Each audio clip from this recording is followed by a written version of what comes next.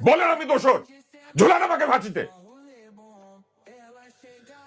যে আমার হাঁটুর বয়স তাকে আমি হাঁটুর বয়স বলতে পারবো না, কিন্তু আমি তার বাপের বয়সে আমাকে গালি দিতে পারবে?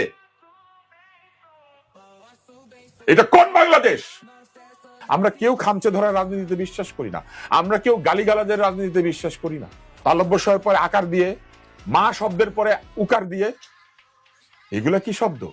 এগুলা নেগেটিভ না পজিটিভ? এই শব্দ শোনার জন্য আমরা বাংলাদেশ তৈরি করেছি।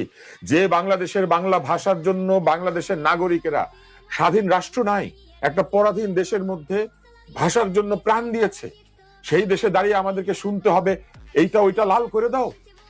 হ্যাঁ, যদি এটাই হয়ে থাকে তাহলে এর বিরুদ্ধে আমি কথা বলবো। কেন বলবো?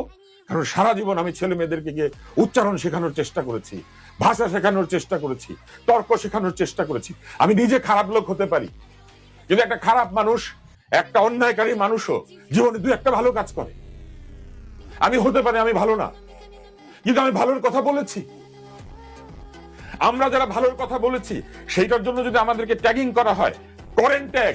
আমি এখনো বলবো, বাংলা ভাষার জন্য যে জাতি প্রাণ দিয়েছে, যে জাতি একটা পতাকার জন্য, একটা স্বাধীনতার জন্য, নিজের ভোট দেওয়ার জন্য প্রাণ দিয়েছে, সেই জাতি এই ভাষায় কথা বলবে, আমি এটা মানবো না।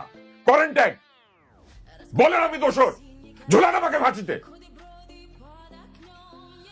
যে আমার হাঁটুর বয়স তাকে আমি হাঁটুর বয়স বলতে পারবো না, কিন্তু আমি তার বাপের বয়সে আমাকে গালি দিতে পারবে? এটা কোন বাংলাদেশ? আমি হতে পারি সবচেয়ে খারাপ মানুষ, নিয়ে যান আমাকে ধরে, কিন্তু আপনি আমাকে গালি দিতে পারেন না। গালি দেওয়ার অধিকার কেউ দেয় নাই। যে সংবিধান বদলাচ্ছেন সেই সংবিধান কাকে গালি দেওয়ার অধিকার দেয় নাই। বাপের বয়সে মানুষকে অপমান করার অধিকার দেয় নাই, কারো গলায় জুতা ঝোলানোর অধিকার দেয় নাই। এবং জীবনে আমি টকশোতে উত্তেজিত হই না, আজকে হলাম।